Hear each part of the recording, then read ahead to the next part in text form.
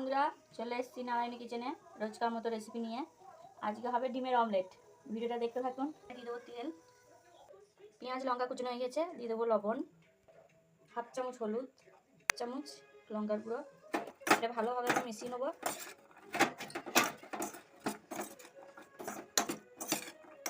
ফাটিয়ে নেবো।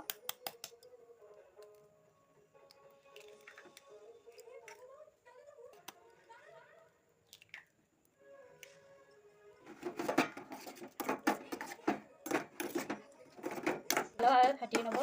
এইরকম করে ডিমের অমলেট করলে বন্ধুরা দারুণ লাগে খেতে। একবার বাড়িতে বানিয়ে দেখবেন। এটা গরম হয়ে গেছে, দিয়ে দেবো। ডিমের অমলেটটা হয়ে গেছে, তুলে নেবো। বাকিটা ভেজে নেবো। দেখুন দুটো ডিমে কত বড় বড় অমলেট হয়েছে। এক থালা ভাত অনাসে খাওয়া যাবে। দেখুন দুটো ডিমের 3টে অমলেট করেছি।